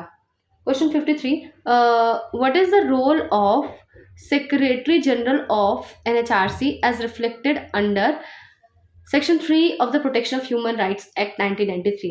तो पहला है एडवाइजर ऑफ NHRC, ये भी आपको पता होना चाहिए, मतलब आपने पढ़ा होना चाहिए, है ना। बी क्या है, technical member of the NHRC, और सी है chief executive officer of NHRC, और डी है लीगल मेंबर ऑफ NHRC। तो ये होगा ऑप्शन नंबर हमारा सी। सी मतलब क्या है? Chief executive officer of NHRC। Question 54, the central government is empowered to appoint which agency under section 70B of the Information Technology Act 2000। तो यहाँ पे हमारे पास ऑप्शन है Indian electronic emergency response team, Indian digital security response team, C है national cyber security response team, D है हमारे पास Indian computer emergency response team. तो इसका जो है हमारा करेक्ट आंसर है option number D, Indian computer emergency response team. Question 55, which of the articles of the constitution of India mentions union list, concurrent list and state list? ये तो पता ही होना चाहिए। कौन सा इसका आर्टिकल? आर्टिकल 246। ठीक, अगला question, match the list 1 with list 2। Patent law treaty, Riyadh design law treaty, C है वाइपो कॉपीराइट ट्रीटी, और डी है नैरोबी ट्रीटी। तो ये कुछ ऐसे सवाल हैं जो मेजॉरिटी सवाल ऐसे हैं कि मतलब आपको पता होना चाहिए। तो पेटेंट लॉ ट्रीटी हमारा जो है वो 2000 का है, और जो हमारा रियाद डिज़ाइन लॉ ट्रीटी है वो 2024 का है। विपो हमारा विपो हमारा 1996 का है, और नैरोबी ट्रीटी 1981 का है। तो इसको कैसे इसको मैच करना है आपको इससे, ठीक है? तो यानी कि ए का 2 और इसका 1 और विपो का 4, 2 1 4 3। तो ये कहाँ पे आ जाएगा हमारा? Option number A. 57, given below are 2 statement, one is labeled as assertion, another is labeled as reason. Culpable homicide is a genus and murder is a species. तो this is correct, इसमें तो कोई डाउट नहीं है। ठीक, reason, all murders are culpable homicide but not vice versa. yes, ये correct है। अब यहाँ पे कुछ लोग तो यहाँ पे कुछ लोग का मानना है कि मैंने यहाँ पे क्वेश्चन देखा तो बहुतों का मेरे को मिक्स्ड ओपिनियन मिला। कई कह रहे कि करेक्ट एक्सप्लेनेशन है, कुछ कहते हैं कि ये कुछ एक्सप्लेन थोड़ी कर रहा है। बट अगर आंसर के हिसाब से अगर मैं आपको आंसर बताऊं तो ये है कि बोथ है और आर करेक्ट, और करेक्ट एक्सप्लेनेशन है। Question 58, arrange the following in order of the appearance in the relevant article under the charter of the United nation. तो ये भी आप कैसे कर सकते हो? आप मतलब सोच सकते हो, थोड़ा अंदाज़ा लगा सकते हो कि पहले नेगोशिएशन होगा, कि इंक्वायरी होगा, कि मीडिएशन होगा, कि कंसिलिएशन होगा, कि आर्बिट्रेशन होगा। तो आप इसे आंसर कर पाओगे थोड़ा सा। तो ये जो है यहाँ पे आर्टिकल 33 जो है आपका यूएन चार्टर का, वो बात करता है पीसफुल सेटलमेंट के तरीके की। तो इसमें जो सबसे पहले आएगा नेगोशिएशन है फर्स्ट नंबर पे, सेकेंड नंबर पे है आपका इंक्वायरी, थर्ड नंबर पे है आपका मीडिएशन, फिर है कंसिलिएशन, फिर है आर्बिट्रेशन, फिर है आपका जुडिशियल सेटलमेंट। ठीक है, उसके बाद रिजॉर्ट टू रीजनल एजेंसीज है, और बाकी अदर पीसफुल मीन्स है। तो इसका जो होगा ABCDE, option C. Question 59, the Supreme Court of India stating the historical background and sanctity of Guru Granth Sahib held it to be a juristic person in which of the following case. तो jurisprudence में कुछ ही case पढ़े होंगे आपने, तो उसमें से एक है Masjid Sahib Ganj versus Shiromani Gurdwara Prabandhak committee, B है state of Punjab versus Mahendra Singh Chawla, C है Union of India versus WN Chadha, D है शिरोमणि गुरुद्वारा प्रबंधक कमेटी वर्सेस सोमनाथ दास। तो इसका जो आंसर है ऑप्शन नंबर डी है। Question number 60, which of the following offence is most severely punishable? सबसे ज्यादा सजा किसकी होती है? ए है अनलॉफुल असेंबली, बी है राइटिंग, सी है अफरे, डी है असॉल्ट। तो ऑब्वियसली सबसे ज़्यादा पनिशमेंट जो होती है राइटिंग की होती है। सेक्शन 146 IPC में है और 2 साल तक की सजा है। ठीक है, अगला है which of the following is not a condition for a valid adoption under the Hindu adoption and maintenance act 1956। ठीक है, वैलिड कंडीशन नहीं है। If the adoption is of a son, the adopted father और mother must not have a Hindu son living at the time of a adoption. ठीक है, तो ये तो करेक्ट बात है कि अगर बेटे का अडॉप्शन होना है तो जो अडॉप्टिव मदर फादर है उनका बेटा नहीं होना चाहिए अडॉप्शन के समय पे। तो ये तो सही है। इन लोगों ने क्या पूछा कि क्या कंडीशन नहीं है, तो यानी कि सही है तो एक गलत होगा। मतलब ये आंसर नहीं होगा। दूसरा क्या है, if the adoption is by a female and the person to be adopted is a female, the adoptive mother is at least 21 years older than the person to be adopted. ये रूल जो है आपका कब लगता है, ये रूल अपोजिट जेंडर में लगता है ना। तो ये जो है ये एक वैलिड कंडीशन नहीं है अडॉप्शन का। तो इसका जो है आंसर क्या आएगा, बी आएगा।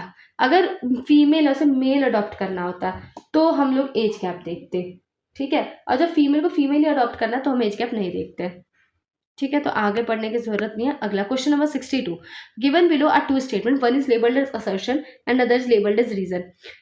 असर्शन क्या कहता है, while TRIPS agreement goes on to outline certain standard for protection for geographical indication, it does not prescribe a particular form of protection so long as these standards are met, ठीक है। तो ये जो है ये करेक्ट है।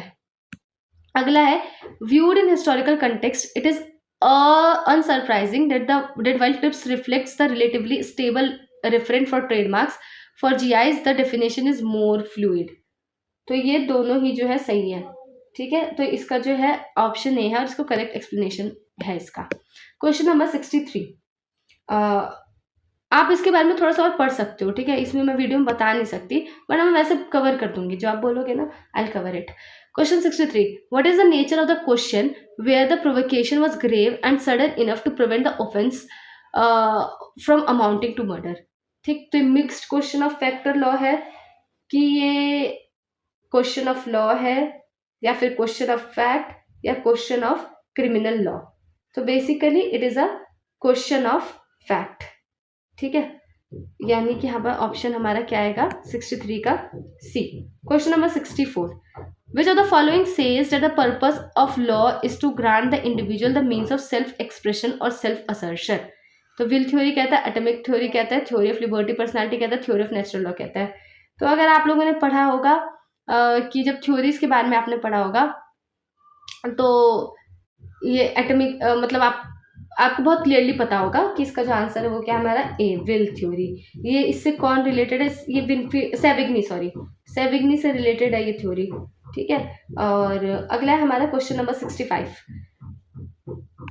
The case for possession of Alfonso Mendy before the House of a lord was between which of the following parties. तो कौन सी पार्टीज के बीच में था, तो ये था de jure republican government of Spain and the de facto nationalist government of Spain. तो यानी कि हमारा जो करेक्ट आंसर आएगा वो है हमारा ऑप्शन नंबर बी। ये जब आप केस पढ़ोगे तो उधर जब आप इस अच्छे से एक चीज़ सीखने को मिलती है, जब आप लोग वो केस लॉस पढ़ रहे होगे ना पब्लिक इंटरनेशनल लॉ का, तो ये ध्यान रखना किसके किसके बीच में है, क्योंकि वो मैंने देखा 2-3 बारी और पूछा गया है। अगला क्वेश्चन है, arrange the following cases in their chronological order. तो सबसे पहले है Shankari Prasad, Sajjan Singh, Golaknath, Kesavananda Bharati, Waman Rao versus union of India. तो यहाँ पे का मतलब ऑर्डर में ही है ये, तो है ना। सबसे पहले शंकरी प्रसाद है। शंकरी प्रसाद का अगर मैं आपको ये बताऊँ 1951, ये अब आपने आर्टिकल 368 पढ़ा होगा अमेंडमेंट से रिलेटेड, तो वहाँ पे सब केसेस लाइन में पढ़ाए गए थे। सज्जन सिंह का 1965, गोलकनाथ का 1967, केशवानंदा का 1973, वामन राव का 1981। तो A B C D E होगा। Question number 67, given below are two statement, one is labelled as assertion और दूसरा जो है रीजन है।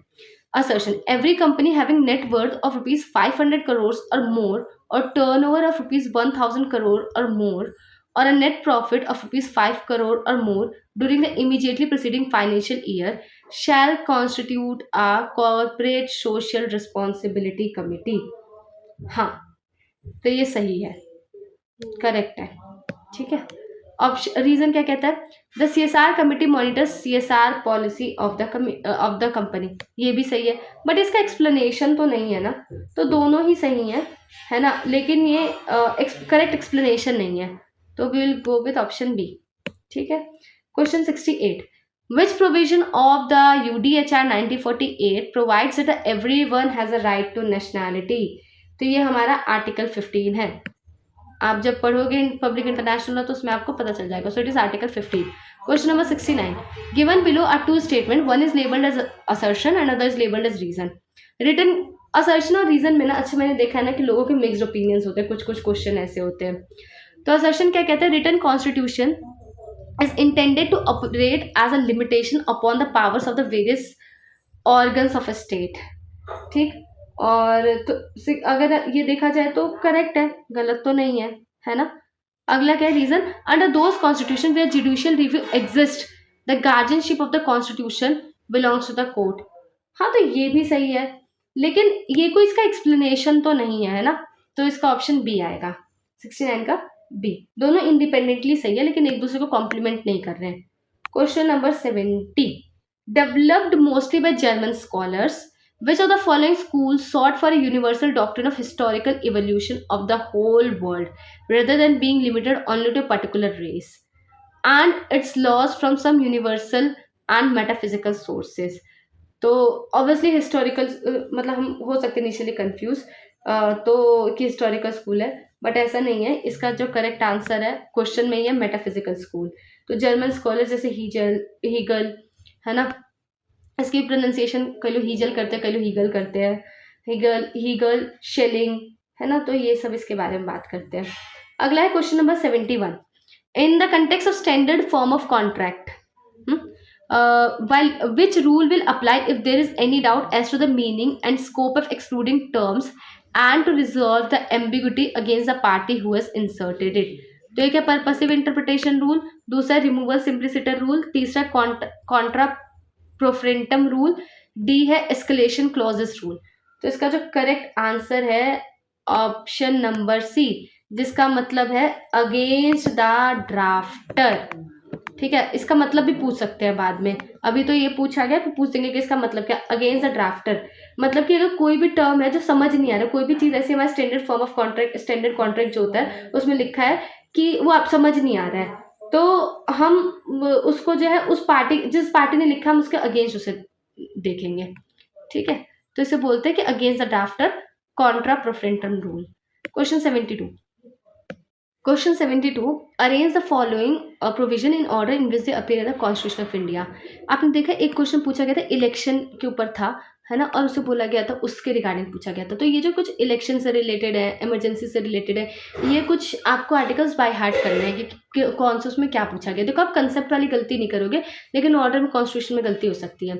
तो provision as to financial emergency, ये तो सबसे अंत में है, सेक्शन 360 में है। Suspension of provision of article 19 during emergencies, ये किसमें है, का आर्टिकल 358 में है। The provision in case of failure of constitutional machinery in states, ये 356 में है। और effect of proclamation of emergency, तो ये तो हम लोग आर्टिकल 352 मतलब देख सकते हैं, तो सबसे पहले ही आता है। तो यहाँ पे यानी कि हमारा करेक्ट ऑर्डर क्या होगा, डी होगा सबसे पहले। दूसरे नंबर पे क्या होगा, सी होना चाहिए, यानी कि आपका ऑप्शन क्या आएगा, डी होगा। ठीक है, अगला, which of the following section in the biological diversity act 2002 prescribes benefit sharing fee and royalties. तो इसका आंसर है सेक्शन 6 है, यानी कि ऑप्शन ए। अच्छा मैं आपको एक चीज़ बताऊँ क्या, देखो जब हम लोग क्या करते हैं, जैसे हमें पता है कि नेगेटिव मार्किंग नहीं है इसके अंदर, जैसा मुझे मेरे प्रोफेसर ने बताया था, मैं आपके साथ शेयर कर रही हूँ, तो नेगेटिव मार्किंग नहीं है, तो हम सारे क्वेश्चंस अटेंड करते हैं। अब क्या होता है कि हमें बहुत के आंसर नहीं पता रहते, तो हम लोग क्या करते हैं, रेंडमली उसमें मार्क कर देते हैं ABCD ऐसे करके। मैं बताऊँ वहाँ पे आपको क्या करना है कि आप चूज़ कर लो, या तो आप A मार्क करोगे, B करोगे, C करोगे, D करोगे। रीज़न बीइंग कि क्या होता है कि प्रोबेबिलिटीज़ रहती हैं कि आपके ज़्यादा क्वेश्चन सही हो सकते हैं। ठीक है, क्योंकि आपको तो पता नहीं है, तो या तो A करो सब में, या तो सिर्फ B करो या C करो, जो आपको सही लगता है। ठीक है, चलो अगला question number 74, arrange the following class two legal heir in order of their appearance in the schedule in the Hindu succession act 1956। तो एक तो सन्स डॉटर सन है, डॉटर सन सन है, सी है डॉटर सन्स डॉटर, फिर डी है सन्स डॉटर्स डॉटर। तो यहाँ पे जो है सबसे पहले आएगा सन्स, थोड़ा आप समझ लेना इसमें जो प्रायोरिटी है सन की है थोड़ी सी, है ना, तो आपको समझ आ जाएगा। तो सबसे पहले कौन आएगा, सन्स डॉटर सन, तो ये होगा सबसे पहले नंबर पे। ये जब हिंदू लॉ में ऐसा कोई सवाल आए ना, तो थोड़ा आई होप आप लोग को समझ आ रहा होगा कि थोड़ा मतलब आप देख के आंसर कर देना। ठीक है, तो सबसे पहले क्या है कि सन्स डॉटर सन, फिर दूसरे नंबर पे किसे प्रायोरिटी देंगे, ऑब्वियसली सन को ही देंगे, फिर आएगा सन्स डॉटर डॉटर, ये आएगा। उसके बाद फिर आएगा हमारा डॉटर सन सन, फिर डॉटर सन्स डॉटर। ठीक है, तो यानी कि हमारा आंसर होगा ADBC, यानी कि option number ADBC, option number A। Question number 75, in every listed company how many of the total number of a directors shall be independent director? तो ये है आपके पास ऑप्शन है 1/4, 1/3, 1/5 या 1/10। So correct answer will be 1/3, option number B। Question 76, arrange the following as they appear in the motor vehicles act 1988। तो A है motor vehicles accident fund, B है claims tribunal, C है recall of motor vehicles, D है necessity of permits. तो इसका जो हमारा correct option होगा वो है हमारा DCBA। ठीक है, तो यानी कि जो हमारा सही आंसर होगा वो होगा हमारा ऑप्शन नंबर A। ठीक है, चलो अगला है क्योंकि जो हमारा नेसेसिटी ऑफ परमिट्स है वो किस में हमारा, वो चैप्टर 5 में है ना, तो आपको असेंडिंग ऑर्डर में अरेंज करना है, तो इससे आपको एक अंदाज़ा लग जाएगा। रिकॉल ऑफ मोटर व्हीकल्स कहाँ पे, चैप्टर 7 में है, क्लेम्स ट्रिब्यूनल 12 में है, और ये किस में है, ये 13 में है। ठीक है, अगला match the list 1 with list 2। List 1 में पर्टिकुलर्स और लिस्ट 2 में ईयर दे रखे हैं। Entry into force of UN convention on the state of refugees, तो ये कब आया था, ये हमारा आया था 1954 में। अब पता होना चाहिए और क्या ही कर सकते हैं, ये ईयर्स वरना आंसर नहीं हो पाएगा। Entry into force of protocol और to the UN convention on the state of refugees, तो ये कब है, 1967 में। फिर अगला है हमारा second time when the UN high commissioner for refugee won the Nobel peace prize, 1981। फिर अगला है हमारे पास formation of UN commission on refugees, 1950। अब मैं आपको एक चीज़ बताऊँ क्या, अगर नहीं याद होता है, व्हाट हैपन जस्ट नाउ, अगर नहीं याद होता है तो डोंट वरी टू मच। आपको क्या करना है कि आराम से रहिए, ये जब कुछ चीज़ें हैं ना, हर चीज़ नहीं याद हो सकती है, तो इतना घबराने की ज़रूरत नहीं है, जितना हो रहा है ठीक है, नहीं तो कोई बात नहीं। ठीक है, तो इसका हमारा करेक्ट आंसर विल बी, मैंने अभी जस्ट अभी लिखा था नहीं है, ओके नो इश्यूज। तो हमारा इसका जो करेक्ट होगा वो होगा हमारा D। अगला क्वेश्चन है which of the following are correct in the context of guidelines laid down in SR Bommai versus union of India. A है presidential proclamation under article 356 is not subject to judicial review. B है if a state government works against secularism, president rule can be imposed. C है state assembly can be dissolved only after the approval of parliament. D कह रहा है power under article 356 is not an absolute power. तो ये जो है इसका answer जो है which of the following are correct। तो presidential proclamation under article 356 is not subject to judicial review, ये गलत है, डेफिनेटली गलत है। तो ए जिसमें होगा वो गलत आंसर है, तो इसका जो आंसर सही आंसर है वो है B। ठीक है, B है इसका सही आंसर। अगले क्वेश्चन पे आते हैं हम लोग। अगला क्वेश्चन है हमारा 79, क्या कहता है, when did India and the United Kingdom formally sign the comprehensive economic and trade agreement. तो ये साइन किया था 24 जुलाई 2025 को, यानी कि option number A। Question 80, arrange the following concept as per their order of appearance in the Indian contract act. ठीक है, पहला कॉन्टिन्यूइंग गारंटी, बी है कॉन्टिन्यूइंग गारंटी, तो ये तो बाद वाले ही पार्ट का है, मतलब समझ रहे हो, इंडेमनिटी गारंटी उधर आ गया, 126 से हमारा गारंटी शुरू है ना, तो एक तो ये हो गया। कंटिन्यूइंग गारंटी बेसिकली जो है हमारा कौन से सेक्शन में, सेक्शन हमारा 129 में। ठीक है, फिर अगला है care to be taken by bailing. ये देखो, आपको पता है कि रेंज भी पता रहेगी ना, तो भी आप चीज़ों को आंसर कर सकते हो, क्योंकि हम आई अंडरस्टैंड कि सब याद करना इतना ईजी नहीं रहता। तो ये कहाँ पे 151, बेलमेंट तो गारंटी के भी बाद है। आपको पता है ना कि मैं कह रही हूँ सेक्शन नंबर भी नहीं पता, तो आपको पता है कि बेलमेंट बाद में आता है, गारंटी पहले आता है ना, तो उसके हिसाब से भी आप लोग आंसर कर सकते हो। फिर अगला कंपनसेशन फॉर लॉस और damage cause by the breach of contract, तो ये कहाँ है, सेक्शन 73। अब अगर आपने पढ़ा होगा कि जो एंड वाला सेक्शन है, मतलब 73, 74, ये सब जो है, ये सब किससे डील कर रहे हैं? ये सब हमारा रेमेडीज से डील कर रहे हैं।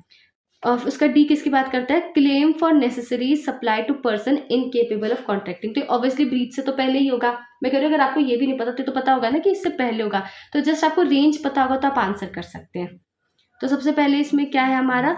डी आएगा, यानी कि 2। डी के बाद हमारा क्या आएगा? सी, यानी कि ऑप्शन नंबर डी, 81। अगला क्वेश्चन है question number 81। Arrange the following in the order of the appearance in section 2 of the Indian contract act. तो प्रपोजल ए में है, कंसिडरेशन डी में है, अग्रीमेंट ई में है, प्रॉमिस बी में है, कॉन्ट्रैक्ट एच में है। तो ए आएगा पहले, सबसे पहले, फिर आएगा हमारा डी, फिर आएगा हमारा बी, है ना। तो ए डी बी जिसमें आपको दिखा हो दिख जाए, यानी कि ऑप्शन नंबर सी। चलो अगले क्वेश्चन पे आते हैं। Given below are two statement, one is labelled as assertion and other is labelled as reason. Assertion कहता है once rule of law is acknowledged as constitutional law superior to the express provision article 21, it is only one step further to assert that rule of law is a basic feature of the Indian constitution which is beyond the pale of the express provision of article 368। हाँ, तो ठीक है, ये correct है। Reason क्या कहता है? It is not unimaginable to conceive that the enacted provision of a written constitution would be nullified by invoking some unwritten principle of law of higher ethical values। हाँ, ये भी बात सही है, तो दोनों ही करेक्ट है, both A and R correct, और इसका करेक्ट एक्सप्लेनेशन है। अगला क्वेश्चन है मैच द लिस्ट। लिस्ट 1 में केस लॉज है और लिस्ट 2 में आपका रिलेटेड कंसेप्ट है। तो यहाँ पे कॉक्स वर्सेस हिकमैन, ये किससे रिलेटेड है? Business must be taken in practical sense, partnership between कर्ता एंड को पार्टनर, सैलरीड पार्टनर, या म्यूचुअल एजेंसी। तो ये बात करता है म्यूचुअल एजेंसी की, यानी कि ऑप्शन नंबर 4। उसके बाद हमारा स्टिकल वर्सेस एलिस, ये किसकी बात करता है? सैलरीड पार्टनर की। Laxman Das versus CIT, partnership between कर्ता एंड को पार्टनर। ये कुछ लैंडमार्क केस आपको पता होना चाहिए, जैसे लक्ष्मण दास वर्सेस सीआईटी, तो इसके थ्रू आप क्वेश्चन को आंसर कर सकते हो। देखो ये वाला क्वेश्चन मैं कह सकती हूँ ये लैंडमार्क केसेज ही हैं, बट स्टिल आपको पता होना चाहिए, ठीक है। अगर पढ़ रहे हो सब्जेक्ट तो मैं आपको बोलूँगी, देखो मैं कह रही हूँ कि अगर एग्जैक्ट नहीं याद होता ना, तो एक रफ आइडिया होना चाहिए। जैसे अगर आप लोगों ने कर्ता वाला पढ़ा होगा तो उसमें यही 1-2 केस है जिसके बारे में आपको बताया होगा। अब बात को समझ रहे हो? तो जब वो क्वेश्चन, जब कोई भी टॉपिक पढ़ो तो उसके एटलीस्ट लैंडमार्क केसेस कर लो। मैं ये नहीं कह रही सब करो, लैंडमार्क केसेस करो, तो आप एजुकेटेड गेस ले पाओगे, आप ऑप्शन से एलिमिनेट कर पाओगे, ठीक है। उसके बाद लास्ट बच रहा है हमारा स्मिथ वर्सेस एंडरसन। तो क्या कह रहा है कि business must be taken in practical sense 1। तो करेक्ट आंसर क्या होगा? 4, 3, 2, 1, option number D. Next question, list 1 में केस लॉज और कंसेप्ट है। तो Ashby versus White, Ashby versus White है, रायलैंड वर्सेस फ्लेचर है, Olga Tellis versus Bombay municipal corporation, Allen versus Flood. तो रायलैंड वर्सेस फ्लेचर ये आप सबको पता होगा, स्ट्रिक्ट लायबिलिटी का केस है ना। रायलैंड बी का क्या होगा हमारा? 3। और देखो इन लोगों ने कितना मतलब इजी आपके लिए किया कि रायलैंड वर्सेस फ्लेचर कितना इजी क्वेश्चन दिया कि आप इजीली आंसर कर पाओगे। एक ही में बस बी का 3 दिया है, जो कि आप ऑप्शन अपने आप क्या आ जाता है? ए। एशबी वर्सेस वाइट क्या बोलता है? ये ऑप्शन जो है आप लोग देख सकते हो, ये है वायलेशन ऑफ ऑब्सोल्यूट राइट, ठीक है। तो इसका 2 आएगा। और Olga Tellis versus Bombay municipal corporation, ये बात करता है हमारी poverty is involuntary act, right to livelihood. Allen versus Flood किसकी बात करता है? मोटिव जो है इररिलेवेंट है टॉर्ट में, नहीं ये लैंडमार्क केस है, याद रखना। Sorry, motive is irrelevant in tort. अगला क्वेश्चन है 85। Under which of its provision does the draft convention on territorial asylum adopted by the General Assembly of the United Nations 1974 recognized that the grant of asylum is a sovereign right of state। तो कौन से article में कहा गया है? ये कहा गया है हमारे आर्टिकल 1 में, that means option A. Question number 86। Which of the following is a landmark case on attempt to commit offence? ठीक है, Dasharath Paswan versus state of Bihar, K M. Nanavati versus state of Maharashtra, C. Abhayanand Mishra versus state of Bihar, D. Barindra Kumar Ghosh versus emperor. तो इसका सही answer क्या है? Abhayanand Mishra versus state of Bihar. Question number 87। Match a list one with list one में statement है, list to में प्रोपाउंडर है। Justice is the first virtue of social institution, ये किसने कहा है? ये यहाँ पे इमैनुअल कांट, एरिस्टोटल, डॉर्किन या जॉन रॉल्स। तो ये कहा है जॉन रॉल्स ने। Fourth, natural justice is species of political justice, ये किसने कहा है? आपके सामने ऑप्शंस है इमैनुअल कांट, एरिस्टोटल, डॉर्किन। तो ये कहा है हमारा एरिस्टोटल ने, यानी कि 2। फिर हमारा जो सी है वो कहता है equality of respect and concern, ये कहा है डॉर्किन ने। और human dignity is a foundation of human rights, obviously last में हमारे कौन बचे? Immanuel Kant. तो 1 4 2 3 1 दैट मीन्स ऑप्शन ए। अच्छा, इस पेपर में मैंने देखा कि ऑप्शन ए बहुत ज़्यादा सही था। तो अब अगर आपको गेस लगाना हो तो आप लोग क्या कर सकते हो, एक कुछ चूज कर सकते हो, ए या कुछ बी। तो मुझे याद है मेरे एक दो फ्रेंड से दिया था, उन्होंने बोला था कि हमने ऑप्शन ए जो नहीं है ऑप्शन ए कर दिया। तो मतलब ये लक की भी बात होती है, बहुत सारी चीज़ें मतलब नहीं भी पढ़ते ना, लेकिन होता है कि कुछ लोग गेस भी लगाते हैं तो सही हो जाता है। अब हर चीज़ हमारे हाथ में नहीं होती है, इसमें बहुत लक है। मतलब देखो कैसे क्वेश्चन पूछ लिया है कि मतलब पता होना पॉसिबल नहीं है ना, इतना वास्ट है। एक दो सब्जेक्ट रहता तो किसी को याद रहता। चलो अगला क्वेश्चन हमारा, विच of the following is not a type of prospectus under the companies act? Shelf prospectus तो है ना, डीम्ड प्रोस्पेक्टस भी है, और येलो हेरिंग प्रोस्पेक्टस तो नहीं है, रेड हेरिंग प्रोस्पेक्टस है। तो आंसर क्या आएगा? C. Question number 89, which is correct with regard to in re right of privacy of adolescent, 2025 का जजमेंट है। तो आप एक बार से रीड करो और आपको चीज पता चल जाएगी, ठीक है। विच इज करेक्ट है ना, आपको देखना है कि इसमें से क्या करेक्ट है, ठीक है। तो ए बात करता है कि not a suo motu judgement of the Supreme Court of India, तो ये तो नहीं, ये तो गलत है, ठीक है। फिर अगला है क्या कहते हैं कि victim centric sentencing under article 142, ये सही है। फिर अगला क्या है, held that non compliance with section 19(6) of POCSO act does not violate article 21, ये भी गलत है। डी बात करता है Supreme Court refuse to further sentence a man convicted under POCSO act after considering victim's wishes, तो यानी कि ये डी सही है। तो बी और डी, यानी कि आपका ऑप्शन आएगा 89 का B. Question number 90, match the list 1 with list 2, concept of biological diversity act और उसके सेक्शन के बारे में बताया गया है, ठीक है। तो यहाँ पे नेशनल बायोडाइवर्सिटी अथॉरिटी, हाँ पहला हमारा नेशनल बायोडाइवर्सिटी अथॉरिटी, तो ये हमारा सेक्शन 8 में है। स्टेट बायोडाइवर्सिटी फंड सेक्शन 32 में है, और नेशनल बायोडाइवर्सिटी फंड सेक्शन 27 में है, और बायोडाइवर्सिटी हेरिटेज साइट्स सेक्शन 37 में है। आई डाउट कि 27 या 37 लग रहा है ना, तो इसका ऑप्शन आएगा हमारा सी, करेक्ट ऑप्शन है।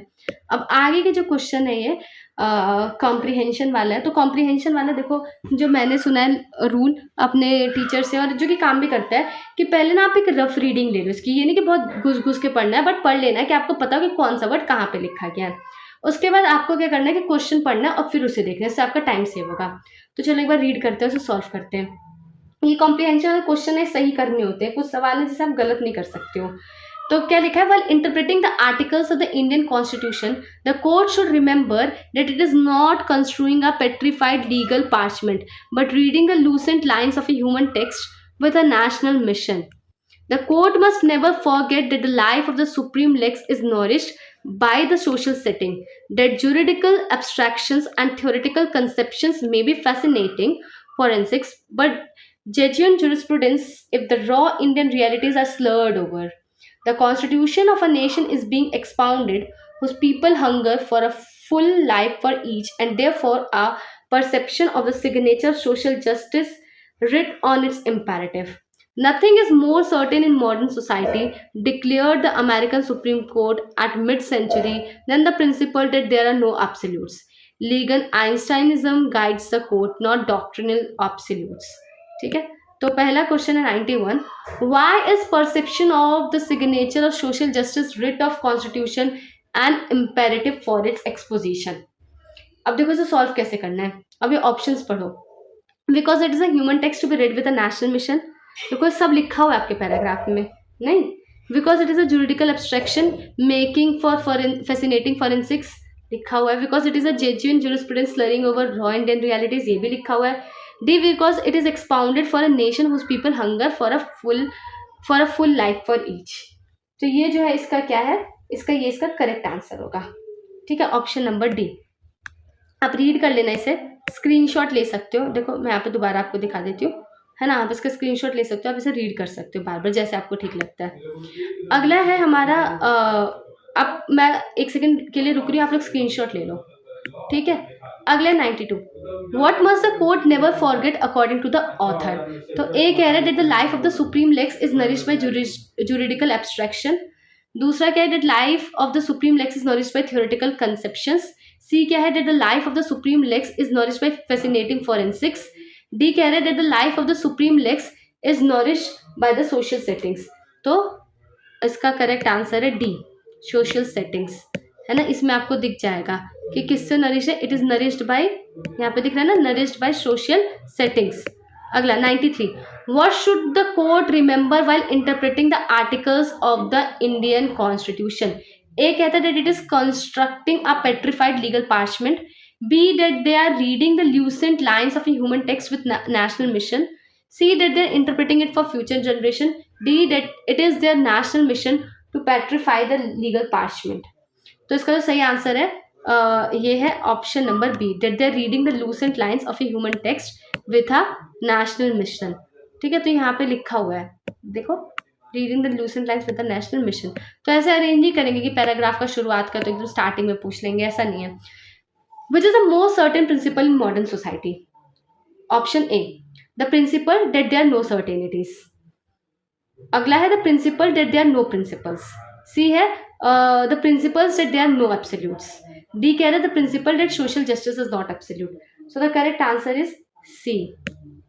ठीक है, the principle that there are no absolutes.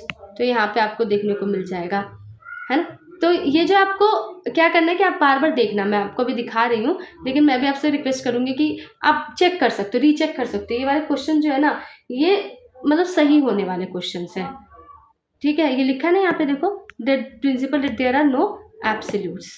ठीक है, अगला question number 95, as per the American Supreme Court what guides the court. तो ये तो एकदम लास्ट में लिखा हुआ है, क्या लिखा है, legal Einsteinism guides the court, lucent line guides the court, doctrinal absolute guide the court, D लिखा है genuine jurisprudence guide the court. तो इसका जो करेक्ट आंसर है legal Einsteinism guides the court, और ये आपको मिल जाएगा एंड में, इधर लिखा है ना, legal Einsteinism guides the court. चलो अगले पे आते हैं, comprehension 2। As remarked by Diaz, no other firmament of legal or political theory is so bejeweled with star as that of natural law, for it has engaged the attention of some of the greatest thinkers of all ages. The credit of giving birth to natural law goes to Greek. After the Greek, it was further developed and celebrated by the Romans. The early and the original law of Romans was called jus civile. Later on, the Romans developed another legal system called jus gentium, which was considered to be the law of universal application. In the Republican era of Rome, jus gentium was reinforced by natural law, or jus natural as it was commonly called. As pointed out by Brierly, by jus natural, the Romans meant the sum of those principles which ought to control human conduct, because founded in the very nature of a man as a rational and social being. The law of nature is the expression of what is just against what is merely expedient at a particular time and place. It is what is reasonable against what is arbitrary, what is natural against what is convenient, and what is for social good against the personal will. Thus, natural law was based on the rational and reasonable needs of a man's nature. According to Romans, natural law embodied the elementary principles of justice, which were the dictate of rights and reason. In other words, those principles were in accordance with the nature and were unalterable and eternal. ठीक है, आप मन करते screenshot ले लीजिए, हम question करते हैं। ठीक है, according to Romans, what does natural law embody. तो सोशल लॉज, बी है प्रिंसिपल ऑफ कंडक्ट, सी है elementary principle of justice, D है कंपनी लॉ प्रिंसिपल। तो इसका आंसर है एलिमेंट्री प्रिंसिपल ऑफ जस्टिस। ठीक है, आपको यहाँ पे मिल जाएगा। तो बार बार आपने अगर स्क्रीनशॉट ले लिया तो आप बार बार आके देखिए। ठीक है, चलिए अगला देखते हैं हम लोग। विच of the following is not a characteristics of natural law. तो ऑप्शन है कन्वीनियंस, बी है जस्ट एंड फेयर, सी है रीजनेबल, डी है सोशल गुड। तो इसका जो आंसर है क्या है, कन्वीनियंस। ठीक है, अब यहाँ पे आप पढ़ोगे ना बिटवीन द लाइन्स, अगर आप पढ़ोगे ना कि नेचुरल लॉ का प्रिंसिपल क्या नहीं है, और ऐसे सीधा नहीं बोलेंगे, आपको एक एक वर्ड फॉर वर्ड आप पढ़ोगे तो आपको ये चीज़ें मिलेंगी। इस वजह से मैं कह रही हूँ जब पहली बार पढ़ना तो रफली पढ़ लेना, और जब बाद में पढ़ना तो देख देख के चीज़ पढ़ना जो आपसे पूछा जा रहा है। ठीक है, फिर अगला क्वेश्चन क्या है, अगला है हमारे पास which of the following has a universal application. Just civil, just gentium, just natural, just cognito. तो किसका है, जस्ट जेंटियम, इसका क्या है, यूनिवर्सल एप्लीकेशन है। तो यहाँ पे आप जाओगे तो यहाँ पे दिखेगा ना कि यूनिवर्सल एप्लीकेशन किसका है, जस्ट जेंटियम का। चलो अगला, natural law is based upon which of the following. पहला है rational and reasonable needs of a man, दूसरा पर्सनल विल, तीसरा ह्यूमन कंडक्ट, डी है सुपरनेचुरल पावर्स। तो ऑब्वियसली ऑप्शन है rational and reasonable needs of man. Question number 100, just gentium was enforced in which era of Rome. ठीक है, तो पहले dictatorship, दूसरा डेमोक्रेटिक एरिया, तीसरा है रिपब्लिकन एरा, और चौथा डार्क एज। सो इसका आंसर है रिपब्लिकन एरा। तो आई होप आप लोग के मैंने ये सारे क्वेश्चन सॉल्व कराने की कोशिश करी। जो भी आपका फीडबैक है, एक ऑब्वियसली आई एम ह्यूमन, एक दो एरर हो सकता है ना, तो बाकी यही था, है ना। बाकी आपको कोई भी सब्जेक्ट पढ़ना तो बहुत सारे ऑलरेडी प्लेलिस्ट अपलोडेड है, और आपको कुछ पर्टिकुलरली चाहते हो तो कवर करना है तो please do tell me, will be happy to serve you. Thank you for watching this video. Hare Krishna. Video तो एंड हो चुकी है, पर आप हमसे कनेक्ट कर सकते हैं हमारे इंस्टा आईडी पे, लिंक डिस्क्रिप्शन में दिया गया है। और ऐसी और वीडियोस देखने के लिए हमें सब्सक्राइब करें। हरे कृष्णा।